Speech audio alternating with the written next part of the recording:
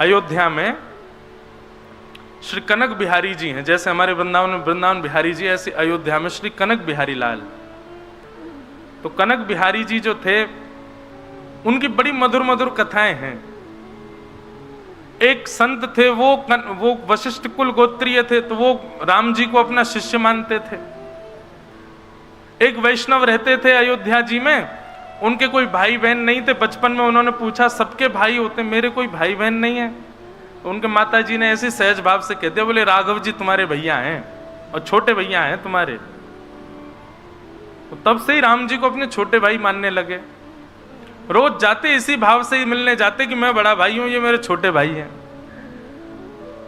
कुछ दिन तक तो जाते रहे, लेकिन उनका भाव इतना प्रगाढ़ हो गया कि अब स्थिति ये हो गई कि जब वो मंदिर में जाते थे, किसी ना किसी रूप में बगल में बैठी हुई राम जी के श्री किशोरी जी या तो अपनो घूंघट आगे कर लेती, या फिर अपने आगे की जो दो पल्ले में किवाड़ होवे ना मंदिर के गर्भगृह की, तो वह किवाड़ को फेर देती।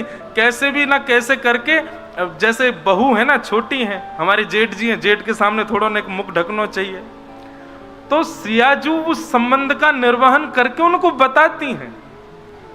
एक दिन पुजारी जी भूल गए।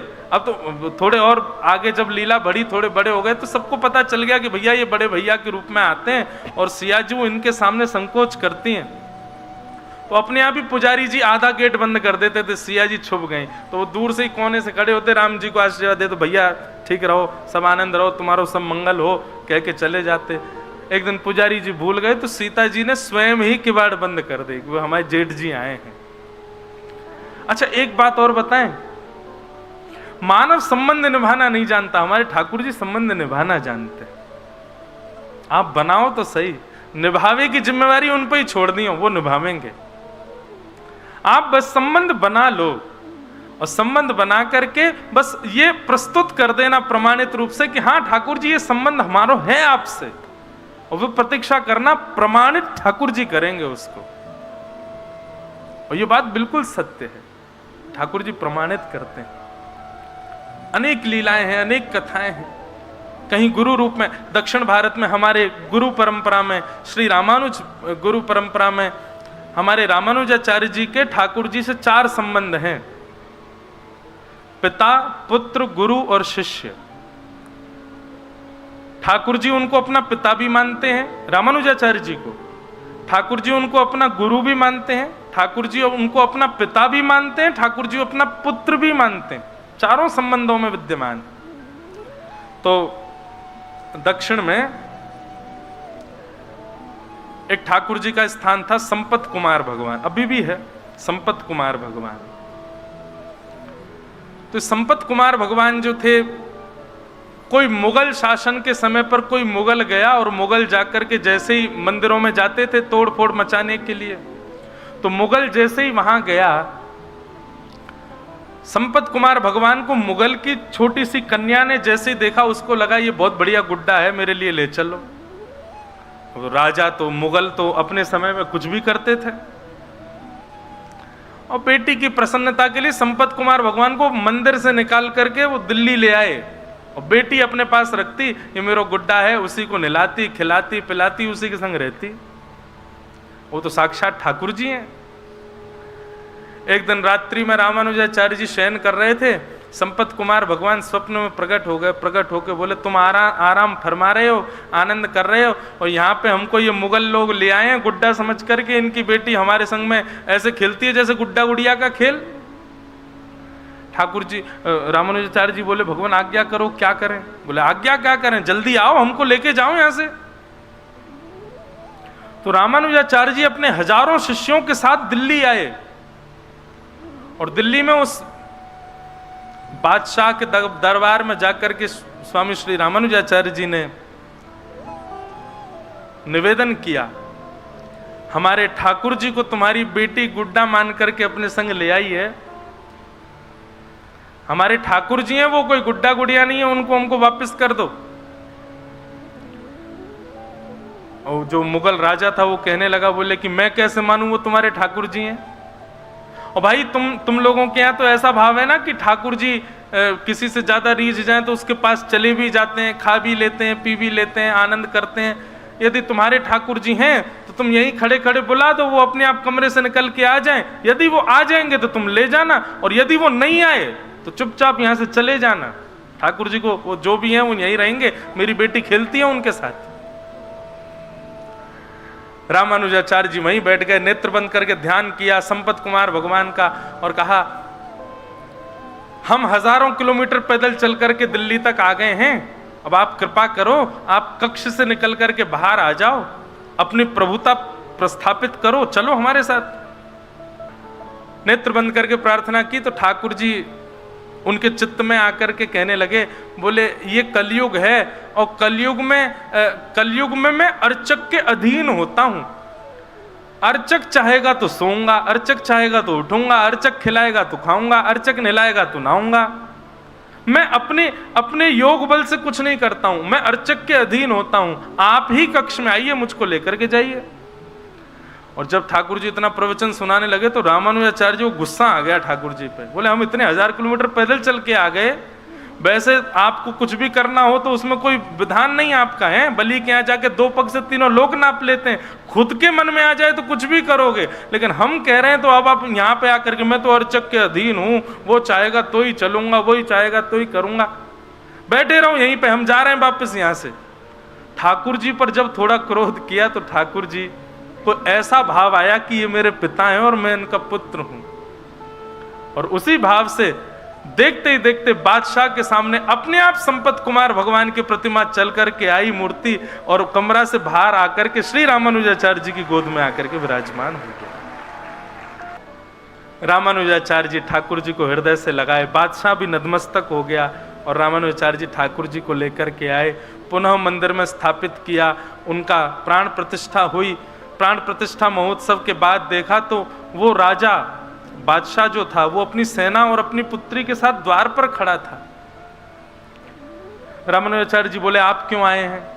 बोले महाराज मेरे जीवन में मेरी सबसे बड़ी प्रसन्नता केवल मेरी बेटी की प्रसन्नता, और जब से आपके ठाकुर जी चले गए मेरी बेटी बहुत रोती है, आप कृपा करो भगवान, मेरी पुत्री को एक बार उनका दर्शन करा दो।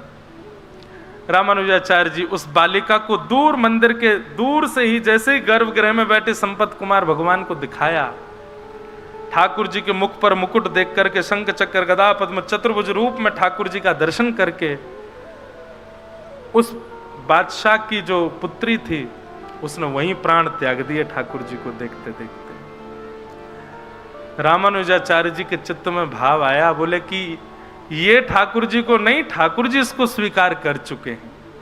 और तभी उन्होंने टर्की अम्बा, वो टर्की का था राजा, तो आज भी दक्षिण में मां को अम्बा बोलते हैं, तो टर्की अम्बा करके छोटा सा विग्रह ठाकुर जी के बगल में स्थापित किया उस बादशाह की पुत्री का। और आज भी साल में एक दिन आता है, उस दिन ठाकुर जी का उस कन्या से विवाह होता है, और ठाकुर जी उस दिन पठानी कपड़े पहनते हैं, क्योंकि वो टर्की के बादशाह की पुत्री है। मैं दर्शन तो नहीं किए लेकिन मैंने कथा सुनी। तो मैं क्या कहना चाहता हूं, आप संबंध बनाओ, निभाने की जिम्मेवारी ठाकुर जी पर छोड़ो, वो निभाएंगे, और ये निश्चित निभाएंगे। ठाकुर जी बड़े दयालु, ठाकुर जी बड़े कृपालु, तब समझो कि आप वैष्णव। माफ कीजिएगा, दाल खाते समय यदि नमक कम आपको पता चल जाता है तो आप भक्त नहीं हो। रोटी पाते समय आपके मन में ये भाव आ जाता है, अरे राम राम ठंडी सी हो गई है, तो समझो अभी आप भक्त नहीं हो। रबड़ी खाते समय यदि आपको इतना भान हो जाता है कि इसमें मिठास कम है, तो अभी आप भक्त नहीं हो। मैंने तो केवल जीव की बातें करी हैं, प्रत्येक इंद्रिय के प्रति यह भाव होना चाहिए। चलो देखो, अब आप कहोगे महाराज खुद तो 2 AC लगा के बैठे, हमको समझा रहे हैं, आके देख लो इनमें से हवा कुछ नहीं आ रही है बल लगे हुए हैं ये। पर सत्य बताएं, गर्मी का अनुभव कब तक होता है? जब तक कथा शुरू नहीं हो जाती। जैसे ही बोलना प्रारंभ करते हैं उसके बाद सही बता रहे हैं, हमको पता ही नहीं चलता कि यहाँ से हवा आ रही थी कि नहीं, कहीं से पसीना आ रहा था, और तो और क्या बताएं, हमको संसार में सबसे ज्यादा भय केवल एक वस्तु से लगता है, और मैं काम कर रहा हूं कि उस भय से मैं जल्दी निवृत्त हो जाऊं। और वो भय है मुझको छिपकली नहीं दिखनी चाहिए, बस वो अगर दिख जाए तो मैं, लेकिन व्यासपीठ पे कई बार वो भी दिखी है। और कथा करते करते, ये मॉनिटर रख रहे थे, इसके ऊपर ही बैठी थी, 4 घंटा बैठी रही और मैंने कथा करी प्रेम से। ये बात तो अनुभव में आई कि जितनी देर भगवत सन्निधि में रहते हैं उतनी देर संसार का भय हो, संसार का सुख हो, संसार की किसी भी प्रकार की व्यवस्था, अवस्था, अव्यवस्था आपको विचलित नहीं करती है। परंतु भगवत संबंधी नहीं, हर स्थिति में हम ऐसे हो जाएं, हमको किसी भी प्रकार की किसी भी अव्यवस्था व्यवस्था से कोई प्रभाव हमारे ऊपर ना हो, तब समझो हम भक्त हैं, हम वैष्णव हैं, तब समझो भक्ति अब आ रही है। हाँ, इसका मतलब ये नहीं है कि प्याज लहसुन नहीं खाते, कहीं प्याज लहसुन का मिले तो महाराज जी तो कह रहे थे कुछ फर्क नहीं पड़ना जी खा लो, ऐसा नहीं। हाँ, तामसिकताएं जो हैं, दूषित वस्तु जो है, भगवत निवेदित जो वस्तु नहीं हो सकती, उनसे तो बचना ही है। पर किसी भी प्रकार की स्थिति आपके चित्त को हिला ना सके, आपके चित्त को विचलित ना कर सके। तापत्रयोन्मूलनम, ये तो मैंने अब व्यवस्था और आदि आदि वस्तुओं की बात की, पर जीवन में आने वाले संकटों का भी ज्यादा प्रभाव नहीं। जैसे कि हमारे श्री कुंभन दास जी,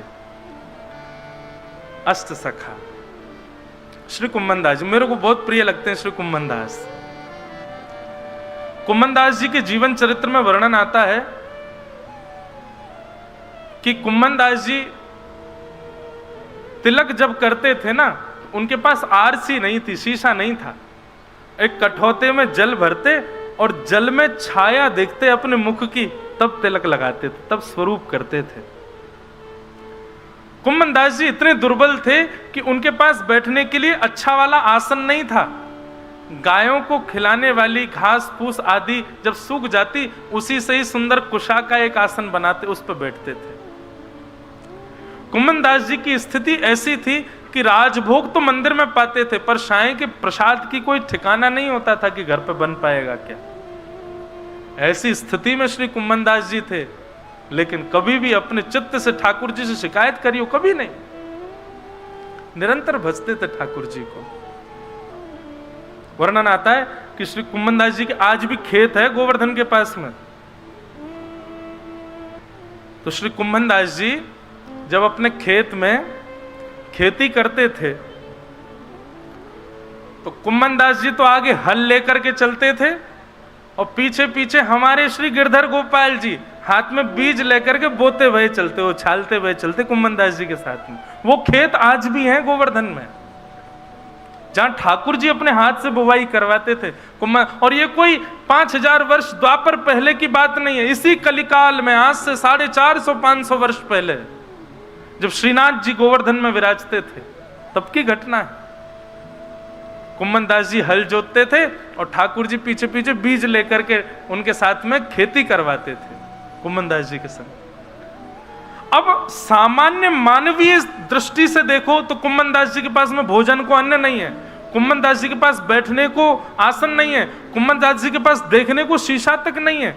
लेकिन भक्त दृष्टि से देखो तो पूरे जगत का जगत नियंता, जगदाधार उनके साथ खड़ा है।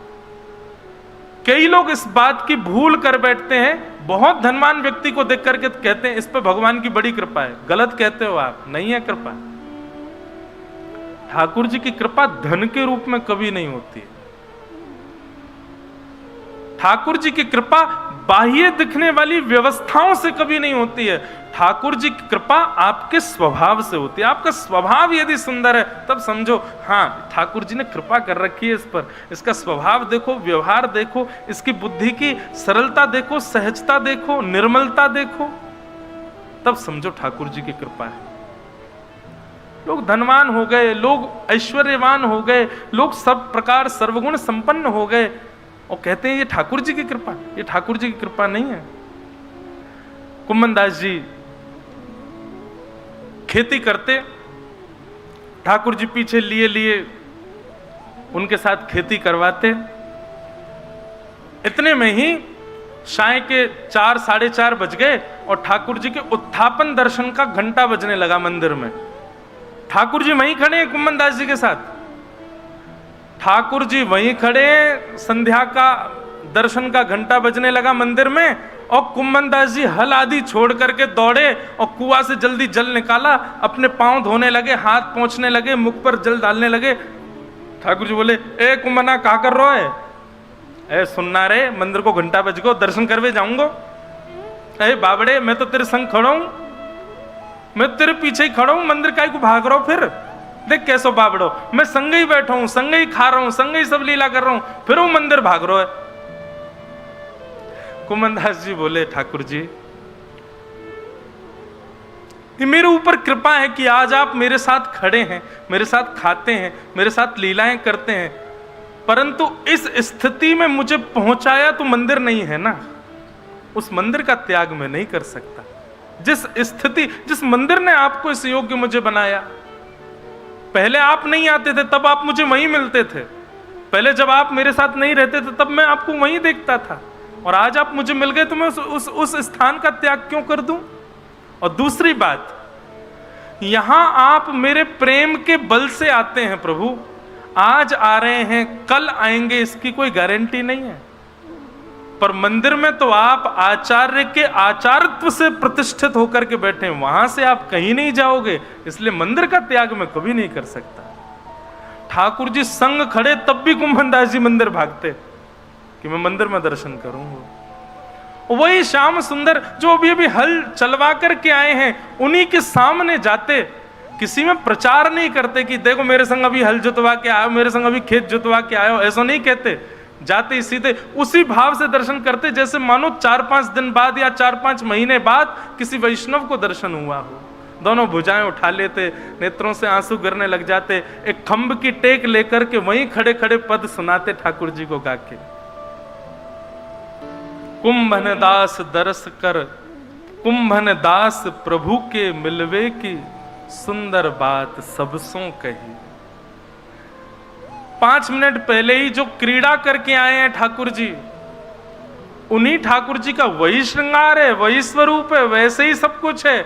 वही ठाकुर जी जब जाकर के गर्भगृह में विराज गए तो श्री कुंभन दास जी बिल्कुल ऐसे हो जाते हैं जैसे बिल्कुल अभी अभी देखा हो, और देख करके अपनी स्थिति को कहते हैं कि क्या कहूं, किससे कहूं अपने हृदय की वेदना। इतने प्यारे हैं श्याम सुंदर, इन्होंने चित्त मेरा हरण कर लिया। इतने सुंदर सुंदर रों हैं ठाकुर जी के, ऐसे सुंदर सुंदर अलकावली, ऐसे सुंदर अंग हैं ठाकुर जी के कि एक अंग को भी एक जीवन पर्यंत देखो तो भी कम पड़ जाएगा, ऐसे सुंदर है श्याम सुंदर। कुंभन दास जी का प्रसंग हमने क्यों उठाया था? कुंभन दास जी की भक्ति सुन ली, और कुंभन दास जी की स्थिति क्या थी कि घर में तिलक लगाने को शीशा भी नहीं है, बैठने के लिए आसन भी नहीं है, प्रसाद पाने के लिए अन्न भी नहीं है। वो है श्री कुंभन दास। लेकिन कभी भी अपनी स्थिति के चलते ठाकुर जी से कभी याचना की हो या अपनी स्थिति की उनको पीड़ा कभी हुई हो, ऐसा कभी नहीं हुआ। इसको कहते हैं तापत्रयोन्मूलनम। हमें अपनी पीड़ा दिखाई देती है, अपनी पीड़ा समझ आती है, अपनी पीड़ा का अनुभव होता है और ठाकुर जी से कहने की इच्छा होती है, तो अभी आप भगवदीय नहीं हुए हो। ये प्रेम का स्वभाव तो संसार में भी है कि जिससे हम बहुत प्रेम करते हैं ना, वो सन्मुख यदि आ जाए तो हम छुपाते हैं कि हम पीड़ा में, उसको नहीं बताते। तो फिर ठाकुर जी को क्यों बताते हैं हम? तापत्रयोन्मूलनम। और यदि पीड़ा अपनी दिखती है, बहुत पीड़ाओं का अनुभव होता है, तो आइए भागवत जी की शरण में, यही करेंगी आपको, तापत्रयोन्मूलनम। फिर अनुभव नहीं होगा। यह भागवत का चौथा लक्षण है, प्रयोजनम तापत्रयोन्मूलनम। वृंदावन में कई ऐसे रसिक संत हैं, एक दो उनको तो मैं भी जानूं, वो मधुकरी पाकर के प्रसाद, मधुकरी लेकर के और मधुकरी पाते हैं। और मधुकरी भी ऐसे नहीं पाते कि गए आपके यहाँ और मधुकरी लेकर के आए तुरंत पा ली, नहीं। हमारे घर के बगल में, बिल्कुल बगल में ही है भागवत निवास, वहां के कई संत पतो क्या करें, मधुकरी लेकर के जाएंगे और फिर ब्रज की रज में गड्ढो करेंगे और जितनी मधुकरी लेके आए सब्जी अलग करके रोटी इनको वहां में गड्ढे में गाड़ देंगे भीतर ब्रज की रज में ही, और फिर नाम जप करेंगे। जब नाम जपते जपते जपते नेक भूख तेज है जाए तब वही रज को हटाए के वहां में तो रोटी निकाल के वाकू झाड़ के वाकू पाले, ऐसी मधुकरी पामे। हम लोग कर सके ऐसा? नहीं कर सके, क्योंकि हमको स्थिति अवस्था व्यवस्था सब समझ आती है, पर वैष्णव को इन सब से कोई फर्क नहीं पड़ता। वो हर स्थिति में रह लेता है, हर स्थिति हर व्यवस्था हर अवस्था उसके लिए समान हो जाती है। बहुत व्यवस्थित कर दो तो प्रसन्न नहीं होगा, बहुत अव्यवस्थित कर दो तो दुखी नहीं होगा, वो सम ही रहेगा दोनों अवस्थाओं में। तापत्रयोन्मूलनम, ये सारे लक्षण प्रदान करने की सामर्थ्य है श्रीमद् भागवत में। तो भागवत की कथा भैया इन इन लक्षणों की प्राप्ति के लिए श्रवण कीजिए। कौन कौन से लक्षण बताए? बताते तो हम बहुत सारे हैं, आप लिखा करो। अब कब मन में कौन सा भाव आ जाए, अभी अभी 4 बताए। सबसे पहला, धर्म छोड़ परम धर्म की स्थिति होना। दूसरा बताया मात्सर्य दोष से रहित होना। तीसरा बताया भगवत वैष्णवों में ही अपने संबंधों को देखना। और चौथा बताया किसी भी प्रकार की स्थिति में सम हो जाना। मैं तो एक बात और कहूं, कथाओं में कहा करता हूं कि श्रीमद् भागवत और भक्ति मार्ग क्या है, बोले एनेस्थीसिया का इंजेक्शन है। आपको लग गया फिर सुनने है जाओगे, फिर पता नहीं चलेगी का हेरो का ना हेरो, कौन हमते कछु कह गयो, कोई ने हमते कछु बुरो बोल दियो, यानी मुझको गारी दी, यानी मेरो सम्मान कियो। अब सुन है गए तो फिर सम्मान करे तो अच्छो नहीं लगेगा, बुराई कर दे तो बुरो नहीं लगेगा।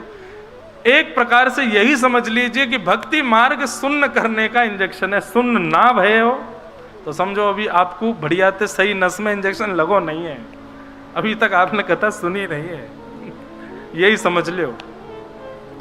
हर स्थिति में सम होना सीख जाओ। और एक बार बात और कहें, अनुकूल स्थिति में सम होना सामान्य बात है, प्रतिकूल स्थिति में सम होकर के दिखाओ। जहां आपके अनुकूल नहीं है अवस्था व्यवस्था, वहां सम होकर के दिखाओ। भक्ति बड़ी कठिन है, जिसको हम बड़ी आसानी से कर रहे हैं और दिखा रहे हैं कि देखो हम भक्त हैं, बहुत कठिन। इस प्रकार श्रीमद् भागवत का मंगलाचरण गाया गया। 2 श्लोक हुए, अब तीसरा श्लोक। निगम कल्प तरोर गलितम फलम सुखमुखाद अमृत द्रव संयुतम। वेद रूपी कल्प वृक्ष का पका हुआ फल है श्रीमद् भागवत। वक्ता को चाहिए सुखमुखाद अमृत द्रव संयुतम। वक्ता को चाहिए इस व्यासपीठ पर सुख बनकर के बैठे, तोता बनकर के बैठे। अब ये तीसरा श्लोक जो है ये वक्ताओं के लिए।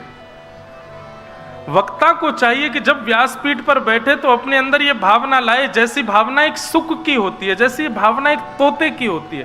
तोते का स्वभाव कैसा होता है, सुख का स्वभाव कैसा होता है? वो वृक्ष में सबसे मीठे फल को ही चखता है, सुख का ही स्वभाव होता है।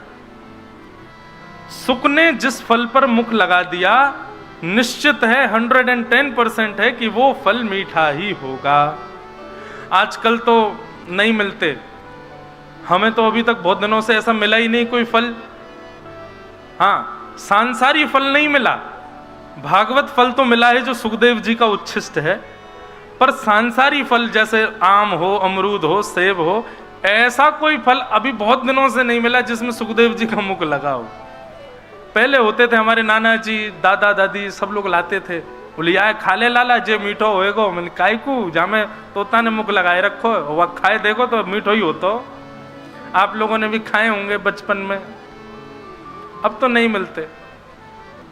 सुख मुखाद, तो तोते का स्वभाव क्या होता है, वो वृक्ष में सबसे मीठे फल को खोजेगा, उसमें मुख लगाएगा, स्वयं भी रस लेगा, और जब मुख निकाल करके बाहर आएगा तो फल से निकलने वाले टपकने वाले रस जब पृथ्वी पर गिर जाते हैं, कई छोटे छोटे कीड़े मकोड़े भी उस रस को ले लेते हैं। उस फल को तोड़ के कोई ले जाता है, जाकर के खाता है, परिवार में बांटता है, जिसको देता है उन सबको भी रस मिल जाता है। ऐसा ही स्वभाव वक्ता का होना चाहिए। श्रीमद् भागवत रूपी जो ये वृक्ष है, इस वृक्ष में कई सारे फल लगे हैं। ऐश्वर्य रूपी फल भी लगा है, प्रतिष्ठा रूपी फल भी लगा है, दक्षिणा रूपी फल भी लगा है, बहुत सारे भक्त पीछे लगेंगे ये फल भी लगा है, फॉलोअर्स रूपी फल भी लगा है। पर वक्ता को चाहिए वो सुख बन करके जाए और केवल श्रीमद् भागवत रूपी इस मीठे फल में ही मुख लगाए, स्वयं को रस लेवे, स्वयं को रस देवे और फिर वह रस लेकर के सामने बैठे जितने श्रोता हैं उन सबको भी रस उन्मुक्त कर देवे। ये सुख का लक्षण होता है। व्यासपीठ से कई सारे फल मिलते हैं, उन फलों के पीछे ना जाए, केवल भागवत रूपी फल को ही अपनाए कि सुख मुखा द्रव संयुतम, सुख बन करके व्यासपीठ पर बैठे। और श्रोताओं को क्या करना है? सुख बन करके जब वक्ता कथा सुना रहा हो तो सुने ना, तो इस भागवत की कथा को सुने ना, पिए। सुनने में और पीने में अंतर क्या है? सुनी हुई वस्तु कभी कभी विस्मृत हो जाती है, भूल जाते हैं, पर पी हुई वस्तु अपना असर आपके तन पर जरूर दिखाती है। चाहे औषधि को ले लीजिए, चाहे घी को ले लीजिए, चाहे मदिरा को ले लीजिए, चाहे किसी भी पेय पदार्थ को ले लीजिए, जिसको आप पियोगे वो आपके तन को लगेगा, दिखेगा आपके तन से कि हाँ इसने इस वस्तु का सेवन किया होगा। ठीक वैसे ही श्रीमद् भागवत का पान करो, ताकि पान करने के बाद आपके अंग अंग से वो दिखे कि हाँ ये भागवत का श्रोता है, इसने भागवत को पिया है। आपके तन से दिखे, आपके नेत्रों से दिखे, आपके व्यवहार स्वभाव वाणी में दिखे कि हाँ ये भागवत का श्रोता है। इसलिए पिबत भागवतम रसमालयम साधन धाम विबुध दुर्लभतन। आपको पता भागवत में ठाकुर जी कहते हैं सबसे ज्यादा दुर्लभ क्या है संसार में? लोग कहते हैं कि हम पर भगवान की कृपा नहीं है। ठाकुर जी श्रीमद् भागवत कहते हैं नृदेह माध्यम सुलभम सुदुर्लभम प्लवम सुकल्पम गुरुकर्णधारम मयानुकूलेन नभस्वते ऋतम पुमान भवाब्धिम न तरेत्स आत्मा। इस संसार में सबसे ज्यादा दुर्लभ यदि कुछ है, सबसे ज्यादा कठिन यदि कुछ है, तो वह है मानव शरीर प्राप्त होना। हमको वो मिला हुआ है। कृपा तो उसी समय हो गई जिस दिन ठाकुर जी ने विचार कर लिया कि इसको मानव बनाना है। मानव जन्म मिलने का मतलब, मैं कथाओं में इसको एक शब्द में अंकित करता हूं, मौका मिला है, अवसर मिला है, निकल लो। ये निकलवे को अवसर है, ये निवृत्त है को अवसर है। ठाकुर जी ने आपको चुना है मानव बना करके कि भाई अवसर दे रहा हूं, बच लो हो सके तो। गोस्वामी जी कहते हैं ठाकुर जी आपने मुझे ये मानव तन दिया, इतना परिश्रम करके भी जो मानव तन नहीं मिलता आपने मुझे दिया, जिसके कारण अनेक योनियों में भटकना पड़ता है, जिसके कारण बार बार पाप का भागी बनना पड़ता है। उसका मूल कारण क्या है? बोले क्या कारण है बताओ? बोले विषय रूपी एक तालाब है। ध्यान से सुनिएगा, विषय रूपी एक तालाब है, विषयवारी। और उस विषय रूपी तालाब में मेरी मन रूपी मछली घूम रही है। समझ रहे हैं? काम, क्रोध, लोभ, ईर्ष्या, द्वेष, अभिनिवेश, अहंता, ममता, चिंता, संसार के आकर्षण करने वाली वस्तुएं, ये सारे विषय हैं। ये विषय रूपी तालाब है, इसमें हमारा मन भटक रहा है, मन रूपी मछली घूम रही है ठाकुर जी। ठाकुर जी बोले अच्छा, विषय रूपी तालाब में तुम्हारी मन रूपी मछली घूम रही है, हमको क्या करना है? हे ठाकुर जी, इस विषय रूपी तालाब में मेरी मन रूपी मछली भटक रही है, कभी किसी विषय में जाके टकराती है, कभी किसी विषय में उलझ जाती है, कभी किसी विषय के आश्रय में आ जाती है। ठाकुर जी आप एक कृपा कर दो। बोले क्या करूं? बोले आप जिस प्रकार मछली पकड़ने वाला एक व्यक्ति एक लंबे से बांस पर डोरी लगा करके उसमें कांटा फंसा करके तालाब में फेंकता है और फेंक करके तब तक बैठा रहता है जब तक मछली आकर के उस कांटे से अटक ना जाए। जैसे ही उस कांटे में आकर के मछली अटक जाती है, तुरंत वो मछली पकड़ने वाला व्यक्ति तुरंत बांस को पीछे खींच लेता है और रस्सी में फंसी हुई मछली को बाहर निकाल लेता है। ठीक वैसे ही ठाकुर जी, मेरी मन रूपी मछली जो है विषय रूपी तालाब में फंसी भई है, मेरे प्रयास करवे में यहां से बाहर नहीं आ रही है। आप आओ, अपनी कृपा रूपी डोर डाल करके और बैठे रहो, विषय रूपी तालाब में अपनी कृपा रूपी डोर डाल के बैठे रहो।